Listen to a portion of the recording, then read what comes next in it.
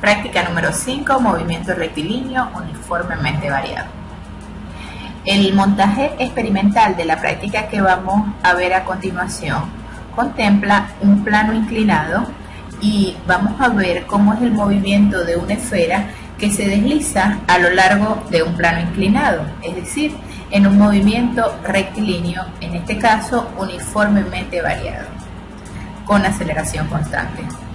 Para ello vamos a utilizar un plano inclinado que tiene una cinta métrica que me va a permitir medir longitudes, un cronómetro digital que consta de 2 fotocompuertas, de tal manera que tendremos también una esfera que va a estar sujeta con un electroimán, y cuando la esfera pase por la primera fotocompuerta activará el cronómetro, y cuando pase por la segunda fotocompuerta detendrá el cronómetro. De esta manera es posible determinar el tiempo que emplea la esfera en recorrer esta distancia. Para poner en movimiento la esfera contaremos con una fuente de poder y un electroimán, y la esfera parte desde el reposo. Al abrir el interruptor, el electroimán va a permitir que la esfera inicie su movimiento. Cuando la esfera pasa por la primera fotocompuerta, activa nuestro cronómetro, y cuando pasa por la segunda fotocompuerta, lo detiene. De manera que es posible con este montaje determinar el tiempo que tardará la esfera en recorrer esa distancia que podemos medir con la cinta métrica. Ahora, iniciemos el proceso de medición. Para iniciar un proceso de medición fijamos 2 distancias, una distancia inicial, en este caso de 3 centímetros, y una distancia final, en este caso de 18 centímetros. De manera que tendremos un delta X igual a 15 centímetros. Podemos entonces medir cuánto tiempo tardará la esfera en recorrer estos 15 centímetros. Para ello, comenzamos a poner en movimiento la esfera. Al poner en movimiento la esfera, vemos que abriendo el interruptor podemos soltar la esfera para activar el cronómetro y desactivarlo cuando pase por la segunda fotocompuerta. Comencemos la toma de datos. En este caso vemos que para una distancia de 15 centímetros la esfera tarda 1.111 segundos. Ese sería nuestro primer valor de t. Luego volvemos a comenzar las mediciones. Para ello vamos a volver a colocar nuevamente la esfera bajo las mismas condiciones, ya que vamos a hacer 3 medidas para la distancia. Nos fijamos que nuestro cronómetro esté en 0 antes de iniciar la medición, y volvemos a soltar la esfera para ver ahora cuánto tiempo tarda en recorrer esos 15 centímetros. Vemos que ahora la lectura del tiempo es 1,095 segundos. Volvemos a repetir el procedimiento para tener 3 valores de tiempo en esa misma distancia, y siempre colocamos la esfera y reiniciamos el cronómetro. Es importante que el cronómetro esté en 0 en el momento de comenzar la lectura. Volvemos a soltar nuestra esfera y registramos el tiempo que emplea en recorrer los 15 centímetros. Ahora la lectura será de 1.097 segundos. De manera que para esta distancia de 15 centímetros hemos registrado 3 valores de tiempo. El tiempo probable que emplea la esfera en recorrer esta distancia será el promedio de estos valores. Una vez hecho esto, cambiamos la posición. Supongamos que ahora colocamos la esfera en una posición de 23 centímetros. Y volvemos a hacer el mismo procedimiento. Colocamos la esfera en la posición inicial, ubicamos el cronómetro en 0, vemos que la distancia ahora es de 20 centímetros y registramos cuánto tiempo tarda en hacer ese recorrido. La primera lectura es 1,293 segundos, que es el tiempo que tarda en recorrer esos 20 centímetros. Repetimos la medición nuevamente y para ello colocamos el cronómetro otra vez en 0. Siempre es importante fijarnos que el cronómetro esté en 0 a la hora de comenzar el proceso de medición. Soltamos la esfera y vemos que la lectura ahora es 1,292. Volvemos a iniciar nuestro proceso, colocamos la esfera y medimos el tiempo, que en este caso es 1,292. Vemos entonces que para esta distancia de 20 centímetros ahora tenemos también 3 valores de tiempo.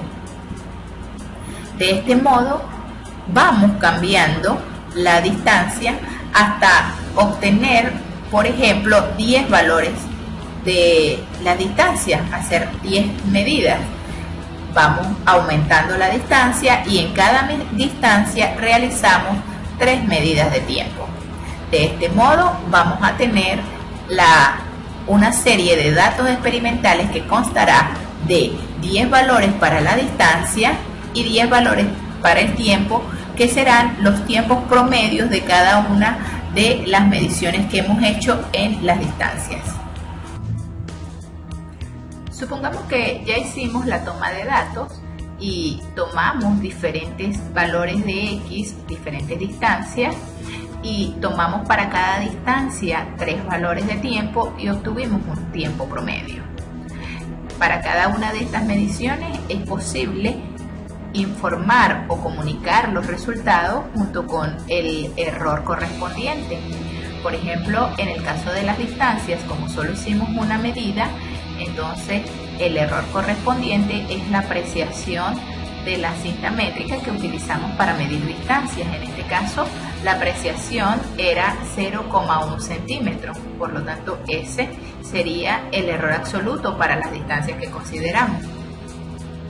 Acá tenemos los valores de los tiempos, acá tenemos el valor del tiempo promedio, calculamos en cada caso el error absoluto, el error relativo y el error relativo porcentual, de manera que obtenemos esta tabla de datos. Esta tabla de datos contiene por acá las diferentes distancias que se obtuvieron al realizar las medidas y sus respectivos tiempos promedio. Observa que cuando comunicamos los resultados en una tabla, colocamos en la parte superior de la tabla, entre paréntesis, la unidad de medida que estamos utilizando para todos estos datos. ¿Qué vamos a hacer con esa tabla de datos o qué vamos a hacer con esa data? Lo primero que vamos a hacer es una gráfica X contra T, es decir, distancias contra tiempos promedio. Una vez que tenemos esa gráfica, vamos a seleccionar de la curva 5 puntos y para ello trazaremos en esos 5 puntos rectas tangentes.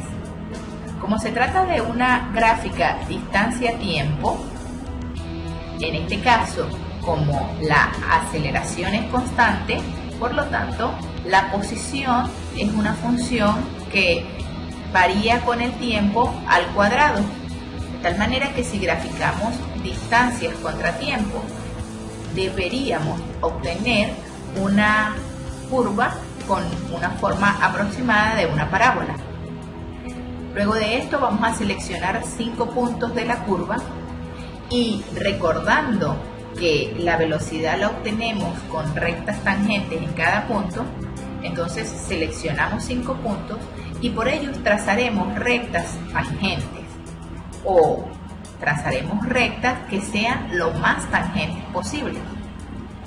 Evidentemente, este procedimiento introduce un alto error experimental, ya que ¿cómo pudiéramos garantizar que los puntos que seleccionamos al azar, ya que no deberían estar en los datos, realmente pertenecen a la curva que hemos ajustado?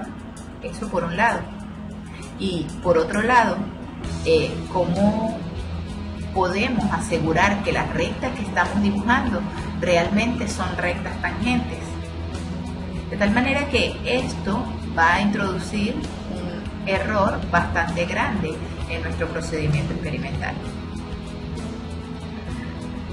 Vamos a despreciar ese error para continuar con el análisis. Luego vamos a determinar la pendiente de dichas rectas, las cuales en ese caso representarían nuestra velocidad instantánea en cada punto seleccionado. Y con ello tabulamos los datos o hacemos una tabla de datos. Una vez que tenemos esto, graficamos estos datos tabulados. Por supuesto, estos datos tabulados, al graficarlos, no deberían estar totalmente alineados, ya que, como dijimos antes, se está introduciendo un error bastante grande. Pero vamos a graficar esos datos y utilizamos el método de mínimos cuadrados para, a partir de esos datos, construir una recta, que sería la recta que más se ajusta al comportamiento de esos datos. Una vez que tenemos estos datos, ya tendríamos la gráfica velocidad-tiempo, cuya pendiente nos da un posible valor para la aceleración. Otra manera de obtener la aceleración sería graficando los valores de x contra tiempo al cuadrado.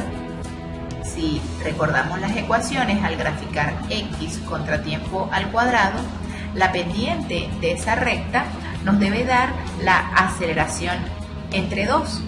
Recordemos que como la velocidad inicial fue 0 y tomando una posición inicial igual 0 para delta x, entonces x será igual a aceleración por tiempo al cuadrado entre 2.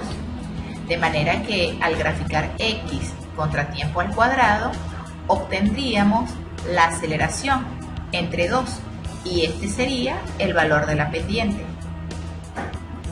Esta manera de obtener la aceleración es muchísimo más exacta que la que utilizamos determinando las diferentes pendientes con los 5 puntos.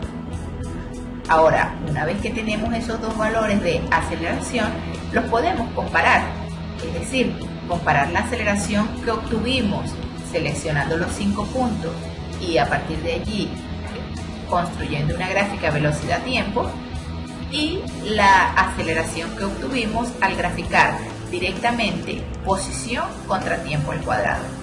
Comparando estos datos podemos ver el porcentaje de error que introduce cada uno de los métodos. Es por ello que es importante aplicar teoría de errores y sacar conclusiones. El método del punto 4 lo vemos en esta gráfica de un grupo de estudiantes que ya trabajaron esta práctica.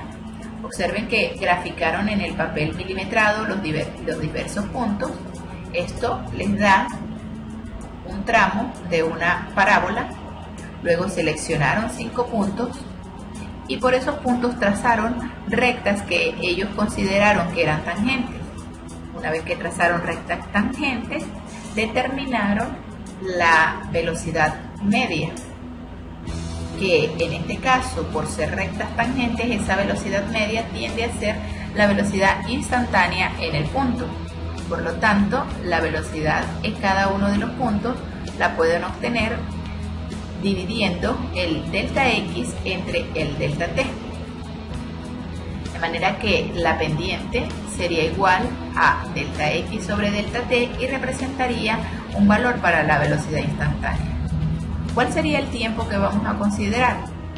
El tiempo que vamos a considerar va a ser el tiempo promedio de los extremos del intervalo que hayamos tomado para calcular nuestra pendiente. Y así podemos construir la tabla velocidad-tiempo.